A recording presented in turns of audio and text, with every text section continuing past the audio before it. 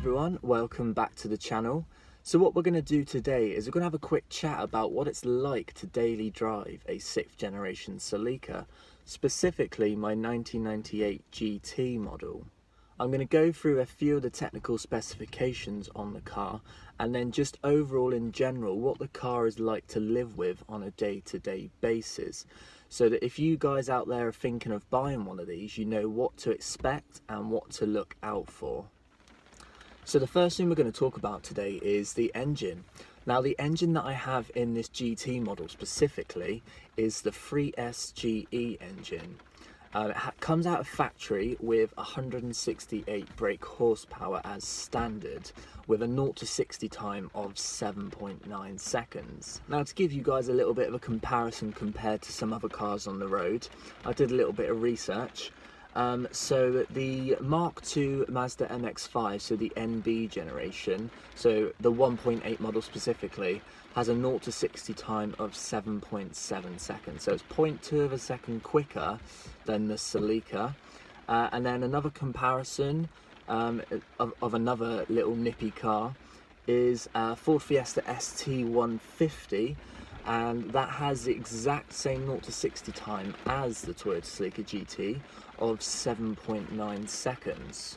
So leading on from the 0 to 60 times we were just talking about, I'm going to quickly talk about the weight of the car. So this specific Toyota Celica GT weighs in at 1,220 kilograms, which isn't actually too bad. It does look like a big heavy car from the outside, but it is actually fairly light and nimble. Just to give you guys a quick comparison, the Honda Civic Type R EP3 model weighs in at 1,204 kilograms. So the Toyota Celica is actually only 18 kilograms heavier than the EP3 Civic. So yeah, the power output and the 0 to 60 times of the Toyota Celica GT aren't going to rip your face off. Okay, so it is not ridiculously quick, but it is just enough power to make some nice safe overtakes and still enough power to have some fun in. So whilst we're on the subject of the engine, we're going to quickly talk about fuel consumption. So the fuel consumption on the 3SGE engine specifically does give you 31 miles to the gallon. Let's call it 30 miles to the gallon just to be safe. Now, for a 23-year-old car with a big 2-litre naturally aspirated engine, I don't think 30 miles to the gallon is too bad. So now that we've talked about a few of the technical specifications, we're now going to talk about kind of like the styling and the interior of the car. The interior being the main one, because if you're going to use it as a daily driver, you need to make sure that you're nice and comfortable. So yeah, we'll start with the interior. Let's start with the seats. So these seats are super comfortable. I'd probably have to say they're the most comfortable seats I've ever had in a car. I haven't owned many cars, but yeah, these are definitely the most comfortable seats I've had. I'll move out the way so you can see this one a little bit better. So you do have these big bolsters on the side, which do hold you in place quite nicely. They obviously don't hold you in place as much as if you are going to have like full-on bucket seats, but for a stock standard seat, they do hold you quite well. As I previously mentioned in one of my other videos, this specific car has the red tiger stripe seats. You don't see these very often anymore. I just like the pattern of them and the colour, because it goes with the colour of the outside of the car. So yeah, that's the seats, nice comfortable seats, and hold you in well. Now let's talk about headroom and space. I'm 6'1" and I've got plenty of space, plenty of headroom. There's a good few inches above my head before it hits the headliner. My knees aren't hitting on anything when I'm driving, because I've got quite long legs. There's loads of adjustability in this seat if you need to. You can go forward, back, and then you also can go up and down on this kind of like manual knob down here. Right, whilst we're on the subject of seats, I think we have to address the elephant in the room, and that is the back seats. So let's jump in. So a bit of backseat action now for you guys. It's not necessarily to do with the comfort of the seats, because the seats are actually really comfortable in the back. it's just the headroom issue, and I would say the legroom as well. So being a coupe car, you do lose the headroom quite quickly because the back slants down a lot sooner than, say, like a hatchback car. So yeah, headroom's an issue, which I'll show you in a second because I am sat slightly forward right now just to talk to you. And then legroom as well. I do have quite long legs, and I do feel like they're up, you know, my knees are up kind of like behind my head sort of thing. So let me sit all the way back a minute and I'll show you what I mean about the headroom. So my head's already stuck and I haven't even tried to get all the way back, so I have to tilt it to the side slightly. Ah, there we go. Yeah, so I'm sat all the way back now, but it means I'd have to go for the rest of the journey like this, which yeah, I mean, probably would give me a bit of a sore neck, to be honest. Yeah, but like I said, the seats are super comfortable. It's just the headroom issue. So if you were putting kids in the back or someone that was just a bit shorter, say like 5 foot, because I'm 6'1". So yeah, I mean, if you're putting someone shorter in the back, it probably wouldn't be too much of an issue.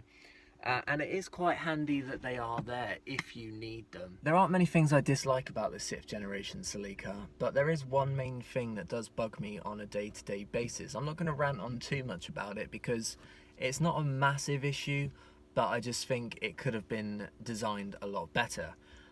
So if you're on the go like me a lot, so pre-pandemic, I was doing like 300 to 400 miles a week to travel to work and stuff. So when I was on the go, I like to have a bottle of water or a coffee in a travel flask or something like that and drink it, you know, as I'm driving. But you can't really do that in a 6th generation Celica because of the place where they've put the cup holders. So I'll show you exactly what I mean. I'll just tilt you guys down a second. Boom, boom, boom, boom.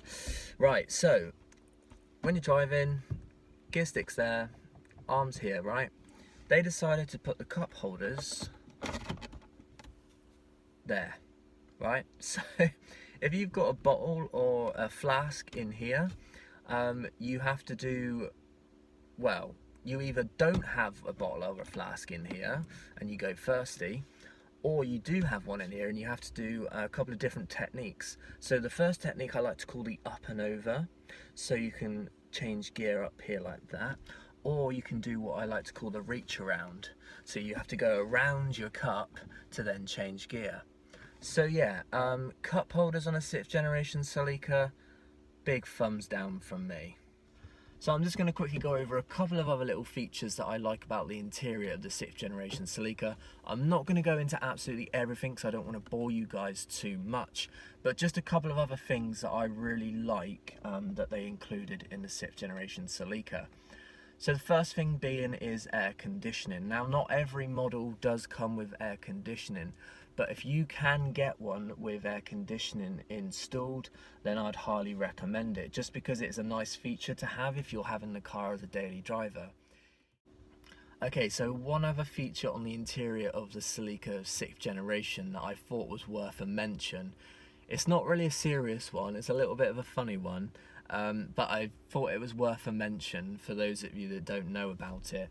So if you own an old Toyota, you probably will know about it, because I don't think it was just the Celicas that they included this on. If you reach in underneath the steering wheel, you'll feel that there's a little blower down there.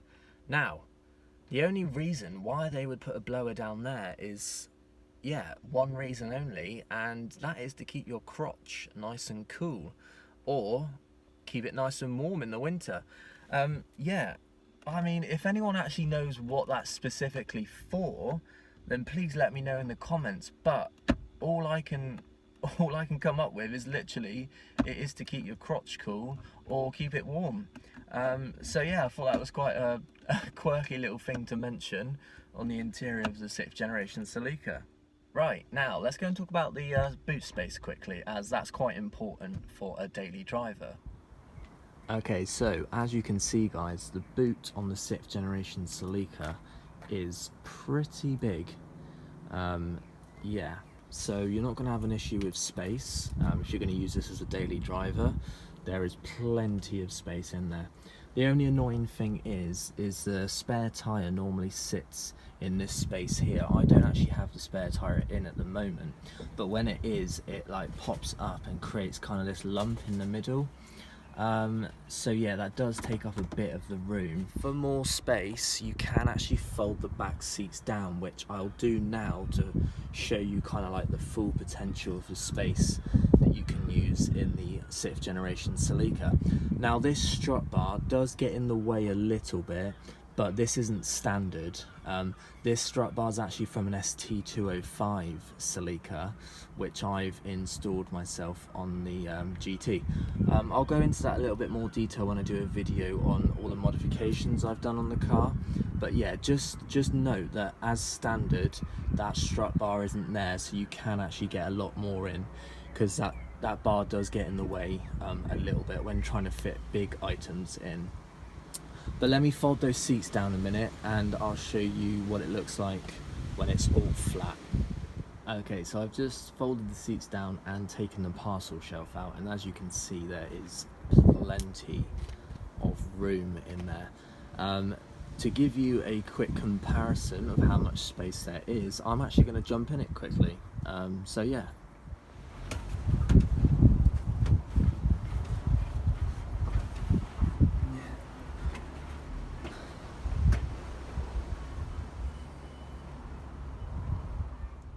Right, we're back in the driver's seat now, and I just wanted to quickly talk to you guys about the exterior of the car and how it looks.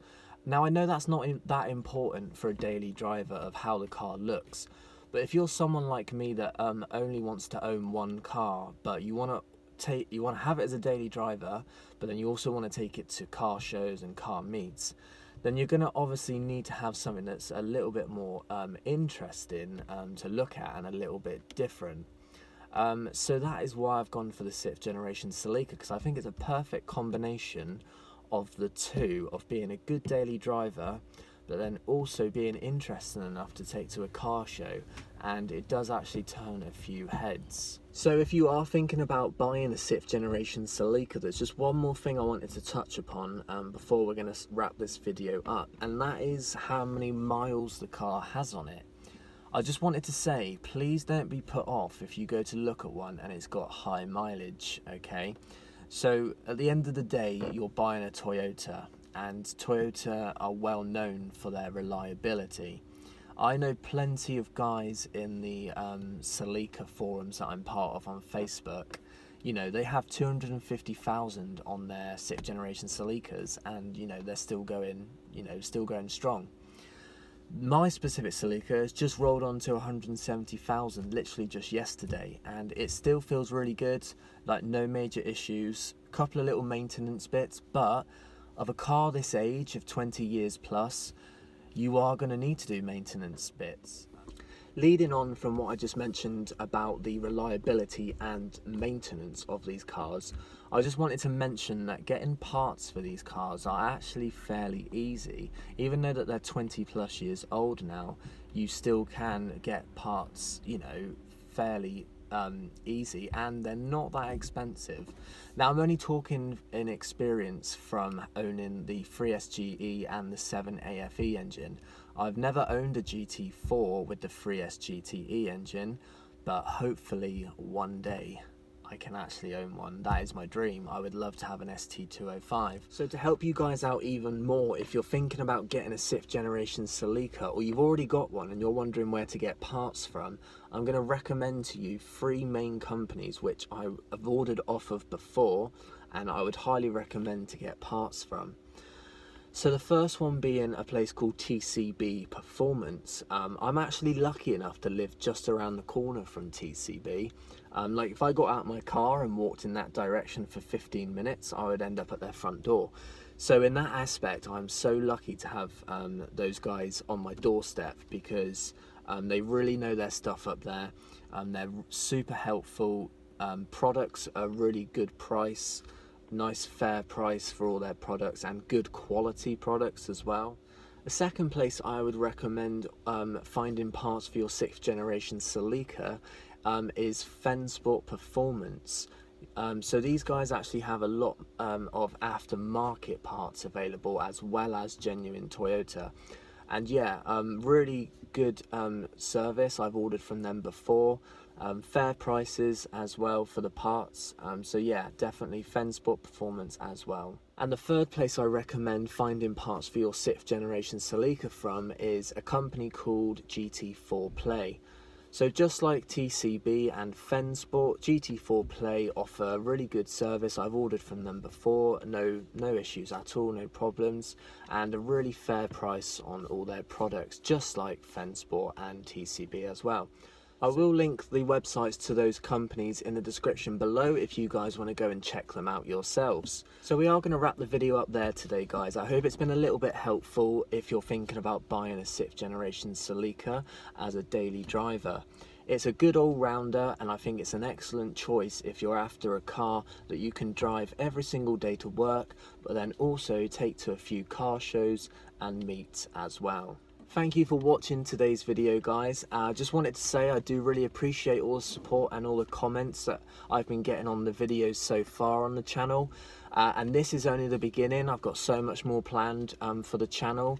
When this pandemic is over and we're actually allowed to go out and do stuff, I'm going to have so much more content for you. But until then, I do have a couple more things that we're going to be doing.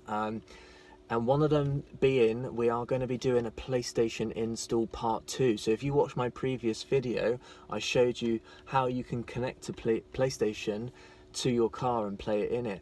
But I have decided that I'm actually going to keep the PS2 in here as a full-time thing. So we are going to do a part 2 on how to install it fully and how to do almost like a little kind of like entertainment build. Not massive entertainment build, just a little one to fit your PS2 in. But anyway, we can talk about that more in the next video. Again, thank you for watching, and I'll see you all next time.